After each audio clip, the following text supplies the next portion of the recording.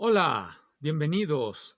Vamos a continuar ya en la parte final del ensayo de Spinoza Proa que viene en este libro, Tres ensayos sobre Nietzsche de Sergio Spinoza Proa, Nelson Guzmán Robledo y el doctor Villegas Mariscal. Ya estamos en la última parte, vamos a analizar, vamos a concluir leyendo del artículo de Spinoza Proa titulado Vistas a lo trágico. Vamos ya en los parágrafos 10 y 11, que son los últimos del libro.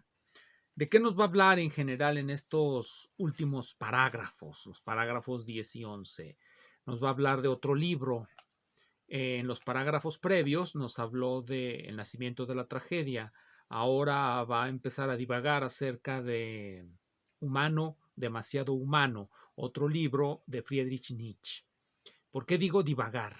Bueno, pues porque Spinoza Pro es un ensayista y los ensayistas, si algo hacen, es divagar. ¿Qué es el ensayo? Más allá de las extravagantes formas de hablar y de tratar de indefinirlo cuando dicen que el ensayo es una suerte de género centauro porque no tiene ni pies ni cabeza, quien escribe ensayo hace pues un poco lo que quiere y a veces lo que no quiere. Spinoza Proa en 2016 ganó un premio internacional de ensayo con este libro, Del saber de las musas, la filosofía y el fenómeno arte. Este libro de 2016, publicado por Siglo XXI, y aquí trae el sellito de que es el 13º ganador del Premio Internacional de Ensayo. Alguno de sus colegas se volvería el 14º o fue el 12º. Bueno, total, en esos lugares se ganan premios entre los amigos, uno después del otro, pero eso que no nos importa, es que son amigos muy sabios. Entonces, ¿qué es el ensayo? Spinoza Proa nos ha comentado en la entrevista que concedió con ocasión de que le concedieron ese premio, que él dejó la biología por la antropología y la antropología por la filosofía por una razón muy sencilla. Él quiere a la escritura como un fin en sí mismo. Un fin en sí mismo.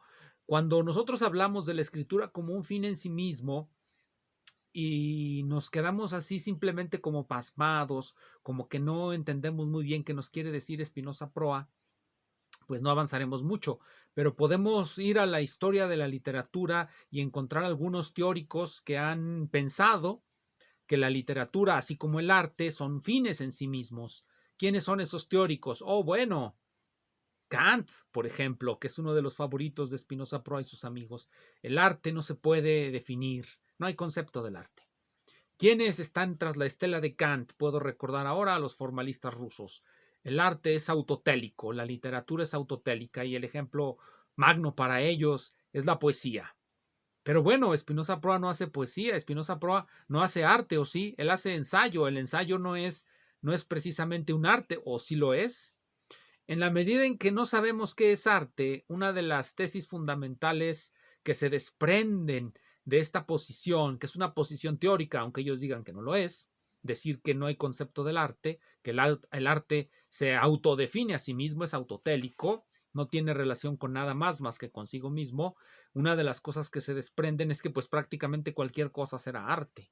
Prácticamente cualquier cosa será arte porque no podemos distinguirlo pues digamos de la filosofía, no podemos distinguirlo de la antropología, no podemos distinguirlo de la biología, no podemos distinguirlo de la física, porque si pudiéramos distinguirlo, pues tendríamos un concepto de él, un concepto que lo hace distinto a los conceptos de esas otras materias.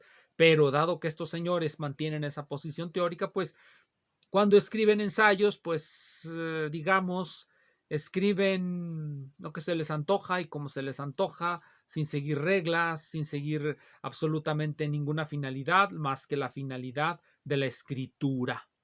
Por eso los ensayos de Spinoza Proa son caóticos. Se puede tomar uno de sus parágrafos y no tiene relación prácticamente ninguna con los demás. No hay ni siquiera una relación entre lo que escribe en un parágrafo y lo que escribe en el otro. En el anterior, los parágrafos anteriores de este libro que estamos comentando, perdón, nos hablaba del origen de la tragedia. Ahora nos va a hablar de humano demasiado humano. ¿Y cómo va a empezar a hablarnos de humano demasiado humano? Bueno, a la manera de los ensayistas. En la otra ocasión nos dijo, cuando empezó a hablar de el origen de la tragedia, el nacimiento de la tragedia, perdón, nos dijo, este es un escrito volcánico. A él le parece volcánico, le parece que sale lava cuando está leyéndolo. Bien, ¿qué nos dice al principio de humano, demasiado humano? Bueno, no es extraño que empiece así. Decir que Nietzsche es humanista es como decir que, en el fondo, es cristiano. Aunque pueda hacerse, es una afirmación irresponsable y blasfema. Gracias al cielo, sabemos que sus textos están profusamente minados. Sus textos tienen minas, y cuando nos adentramos en ellos, esas minas, me supongo, explotan por interpretar la metáfora que él está diciéndonos. Si nosotros consideramos que Nietzsche es un humanista y tratamos de demostrar que ello es así a través de la lectura de sus textos, pues nos van a explotar en la cara los dichos de Nietzsche, demostrándonos evidentemente que no es un humanista. Eso es lo que nos propone Spinoza Proa, una metáfora para leer humano, demasiado humano, con una pregunta que, bueno, quién sabe si el lector se haga. ¿Es Nietzsche un humanista? ¿Qué quiere decir humanismo? ¿Qué quiere decir eso de humanismo? Oh, todo el mundo se dice humanista. Pocos hay que se digan antihumanistas. Algunos se imaginan que humanismo es algo así como amor por el hombre. Algunos se imaginan que humanismo es quizá, por utilizar a un clásico contemporáneo, detener la masacre, evitar la masacre. Creen que eso es humanismo. Bueno, no vamos a encontrar aquí una definición, cada quien que entienda lo que quiera. ¿Quién sabe qué querrá decir Spinoza Proa con humanismo? Si me animara a dar alguna definición de humanismo, en la medida en que él aquí no tiene la delicadeza de decirnos qué entiende por humanismo, es decir, quizá nos remita a otro de sus textos, pero no nos dice a cuál, no tiene la delicadeza de decirnos, miren, yo entiendo por humanismo tal cosa, vean mi libro de 1974 o vean mi artículo de 2015. No, simplemente así dice. Nietzsche no es humanista. Ya, hágale usted como usted quiera. Es decir, no es un texto académico, por cierto. Por cierto, no lo es, ya que no tenemos claro qué nos está diciendo. ¿Cómo podríamos oponernos a este tipo de autores, que son artistas, según entiendo yo? Pues si nosotros vemos una mancha o un plátano pegado en la pared y llega un artista y se dice artista conceptual, bueno, pues será artista, pero a lo mejor a mí no me gusta y eso será todo cuanto pueda decir. Quizá él diga que Nietzsche no es humanista y yo me quede pasmado porque quizá lo que yo entienda por humanismo, pues, bueno, quién sabe qué podríamos decir con respecto a esto. No se puede discutir con el arte, digámoslo, porque no hay nada que discutir. ¿Se acepta o no se acepta? Esa es una de las consecuencias de sostener que el lenguaje es lo único que nos importa, embellecer el lenguaje, suponer que nosotros somos grandes artistas, que al escribir escribimos y esa escritura va a gustar o no. En mi caso, por ejemplo, no me gusta porque no me enseña nada. Que puedo leer Spinoza Proa 20 veces, como he hecho con estos parágrafos, y realmente saco muy poco. Muy poco, algo que podría haberme dicho en 2 parágrafos, en lugar de estarme tratando de marear con palabrería y más palabrería, metáfora tras metáfora. Pero parece que ese es el gusto de estos compañeros. El gusto de estos compañeros es la metáfora desaforada. Hay en Borges una idea de Nietzsche muy interesante, una idea un tanto burlesca de quien se creía profeta, y nos lo comenta, me parece, en un artículo muy breve que se titula Algunos pareceres de Nietzsche. Borges, experto en burlarse de muchos autores, a los que cubre de lisonjas envenenadas, porque cuando lo leemos en segunda o tercera ocasión, nos damos cuenta que quizá se pueda sostener la sospecha que Borges se está burlando de aquel de quien escribe con tanto candor. En el caso de Nietzsche, en este artículo, algunos pareceres de Nietzsche, nos dice que era imposible que Nietzsche no conociera la hipótesis del eterno retorno, ya que él era un filólogo y la conocía de varios autores griegos.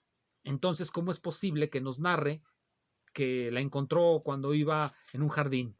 Y Borges elabora una explicación burlesca, eso sí. Es que Nietzsche no nos podía decir que encontró esa hipótesis del eterno retorno en alguno de los muchos tratados de historia griega, el pesado tomo, dice Borges, el pesado tomo de los profesores Seller y Thorne, no lo encontró ahí porque eso no es no tiene la dignidad de un profeta. Nietzsche tuvo que haberlo reencontrado en algún lugar poético y de una manera excelsa. No podía simplemente haberlo leído en un libro. ¿Cuál fue el caso? Lo leyó en un libro y después, a través de la palabra, a través de la construcción de sí mismo por el lenguaje, a través de la construcción novelística de sí mismo, Nietzsche hace una novela de sí mismo como estoy en contra del crucificado, el cristianismo nos ha debilitado, nosotros somos los grandes hombres que ya estamos más allá del bien y del mal, etcétera, etcétera, etcétera. Y por supuesto, a Nietzsche lo puede interpretar todo mundo como todo mundo quiera, pero sus defensores, por ejemplo, se enojan cuando los nazis hacen suyo a Nietzsche. Nietzsche no puede ser de los nazis. Claro que puede ser de los nazis. Nietzsche puede ser de quien quiera agarrarlo. ¿En qué libro nos dice Nietzsche que no puede ser interpretado desde el fascismo?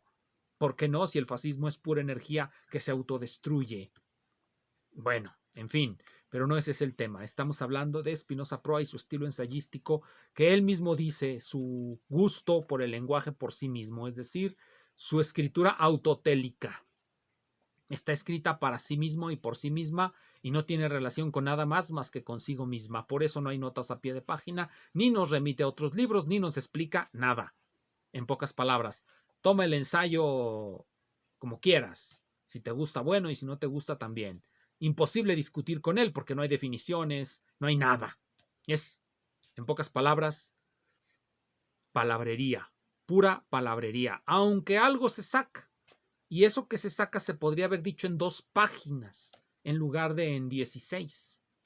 Pero, entiendo yo, debemos recorrer esas 16 páginas de metáforas para poder, ¿qué? Sorprendernos por su capacidad de poner comas, de acentuar, de construir gramaticalmente oraciones en ocasiones casi sin sentido, pero bueno. Creo que esa es la extraña disciplina que nos propone el gozoso doctor Spinoza Proa. Bien, entonces nos dice aquí, Nietzsche no es humanista. Y al final vuelve sobre lo mismo, comienza con eso y termina con eso. ¿Qué nos dice al final? En cualquier caso, el joven filósofo sabe que la metafísica tiene un particular encanto. Logra interesarnos por el mundo en el mismo movimiento en que nos exime de toda responsabilidad. Metafísica. Quizá ya a estas alturas deberíamos de saber lo que significa eso de metafísica, aunque nos queden dudas. Metafísica es aquello a lo que se opone Nietzsche. ¿Qué entiende Nietzsche por metafísica? En gran medida, y no porque lo diga Spinoza Proa, sino porque lo he leído en otros lados, por metafísica Nietzsche entiende las especulaciones de la ciencia mecanicista del siglo XIX. Eso es lo que entiende prácticamente por metafísica, una suerte de sustrato legaliforme que se manifiesta en el mundo y lo determina en todos sus detalles. Y Nietzsche querrá, con ayuda de Schopenhauer, encontrar algo más allá de eso que rige únicamente en los fenómenos. Él está en contra de, digámoslo así, la hipóstasis de las leyes. Las leyes no pueden ser las leyes de la cosa en sí, son solamente las leyes de los fenómenos. Lo que está atrás de los fenómenos, de eso no podemos decir gran cosa, excepto que seamos Schopenhauer, que seamos Nietzsche, que seamos Spinoza Proa y sus discípulos, quienes pueden hablar de la voluntad como si fuesen la cosa en sí, quienes pueden hablar de lo que quieran porque son ensayistas y se encuentran en un más allá cognitivo y espiritual. Y por lo tanto sus ensayos son obras de arte. Bien. He aquí otra frase interesante que viene en la página 128. Los hombres suelen permanecer atados a lo que aman y a aquello que les aflige. Recomendación: volar, volar, olvidar aquello que aman y olvidar aquello que les aflige.